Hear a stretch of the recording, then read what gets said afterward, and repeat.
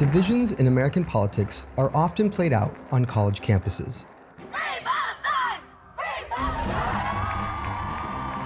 But actions by the Trump administration against some of America's top universities are unprecedented. I think Harvard's a disgrace. Trump likes big, shiny objects that have lots of prestige and lots of name recognition. So it's not surprising that he's going after Harvard. As the oldest university in America, the Harvard Corporation predates the founding of the United States.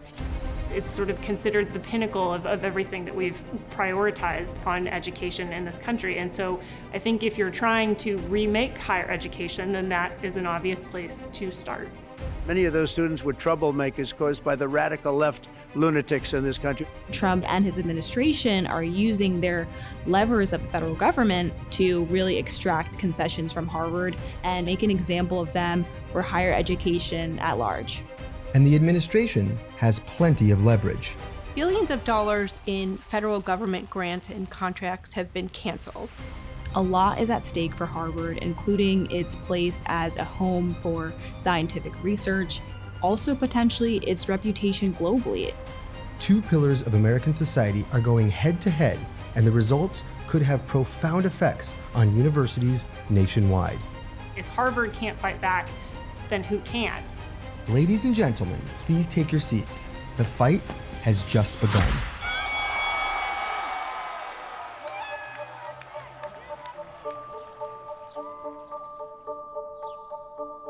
The time has come to reclaim our once great educational institutions from the radical left.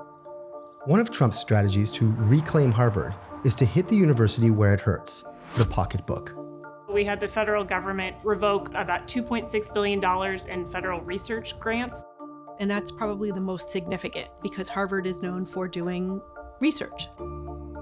Harvard studies have contributed to advances on everything from childhood cancer and Alzheimer's to new innovations in artificial intelligence. These are very important projects that would really be for the good of not just the US, but society as a whole.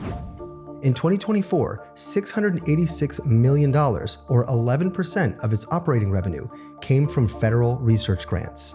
That's a sizable amount that's at risk, even considering Harvard's large endowment.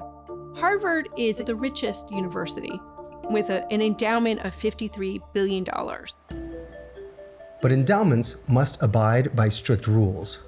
It does sound like a very nice pile of money, but most of that money is actually earmarked for very specific causes.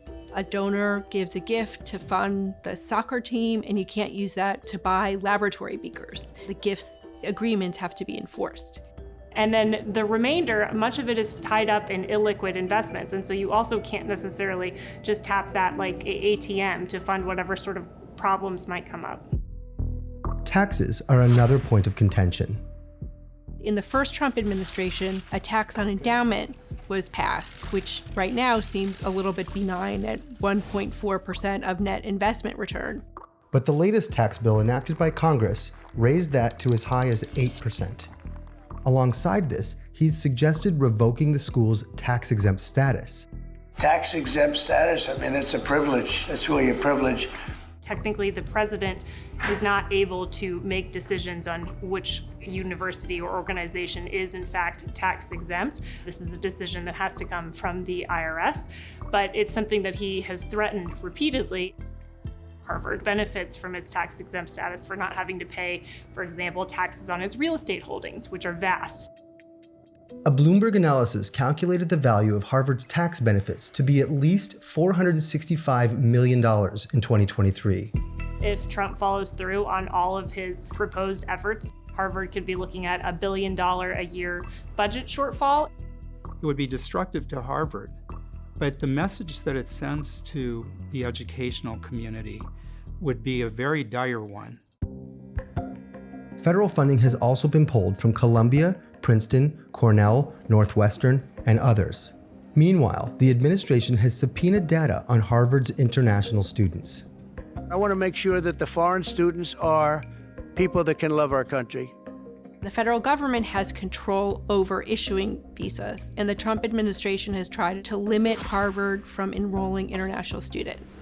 27% of all students at Harvard are international students, and many of them pay the full price. And this brings in the university a potential financial cushion that they could lose if the administration prevails in its efforts to take away its ability to admit these students. A judge in Boston has issued a preliminary injunction against those efforts to ban foreign student enrollment, recognizing Harvard's argument that even the uncertainty around its ability to enroll international students can be very damaging. Alongside all of this, the university has found itself at the center of America's culture wars. Supreme Court sharply now curbing the use of race in college admissions. That ruling against Harvard was seen as a victory by many Republicans. Trump is not supportive of diversity, equity, and inclusion programs, something that Harvard has been very supportive of. He'd like to get rid of them. That same year, Israel was attacked by Hamas, which has been designated by the US and European Union as a terrorist group. We saw in the months after that protests arise on campuses across the country, protesting US support for Israel in that conflict. About 30 student groups put out a statement that they blamed the attack solely on Israel. We saw reports rise of anti-Semitic harassment on campus that a lot of students were experiencing and reporting. Criticism of how the school handled the upheaval fell heavily on Claudine Gay, Harvard's first African-American president. Calling for the genocide of Jews violates Harvard Code of Conduct, correct? It depends on the context. It does not. She resigned under the pressure, and allegations of plagiarism in her academic works fueled some to question her qualifications for leading Harvard in the first place. Welcome. Alan Garber replaced her and has taken steps to curb anti-Semitism and anti-Muslim bias on campus.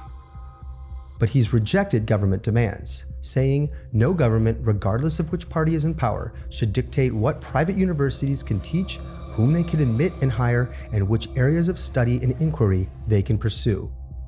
Their argument is that the Trump administration's fight is not really about anti-Semitism, that it's more about trying to exert control over the university and align the university more with its own viewpoints rather than actually encouraging diversity of viewpoints.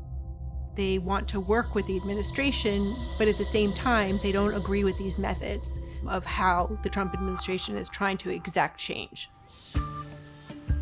Another of Trump's tactics is to threaten its accreditation.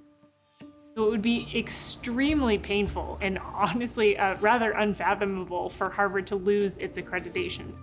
One of these actions would certainly be financially damaging to Harvard, but when you take them in total, it becomes much more crippling. The risk is that we sort of lose our preeminent status as a top destination for researchers and scientists. The U.S. has to maintain competitiveness, and that means having world-leading universities, a strong NIH, and continuing to fund the breakthrough science that's led to the Cambridge biotech ecosystem. This loss of prestige may be the byproduct of a bigger campaign to reshape education entirely. For President Trump, it's really just another way that he's used his influence and his pressure in office to sort of extract deals from stakeholders, whether it's foreign countries, whether it's businesses, and now with universities. At a minimum, it's an effort to rethink how universities in America are funded. That has sweeping ramifications in terms of, do we then see corporates step in and take on more of a role in supporting universities? Do we see private equity firms back certain research labs because they see potential in early stage projects? And that just raises, a more existential question of do we want that? For now, Harvard is fighting back, winning at least some temporary legal victories. They have really become the leader when it comes to pushing back against the Trump administration. Harvard has sued to challenge the freezing of those federal grants. They're also seeking to prevent the Trump administration from following through in its efforts to ban international student enrollment. Since Harvard filed its lawsuit in April, it's gotten tremendous support from alumni, from faculty. People are happy that someone is finally standing up to Trump. You sort of have another camp that, would call for trying to figure out some sort of common ground, that maybe digging in its heels is not ultimately the most effective way to attain Harvard's goals. It's not an easy balance to walk.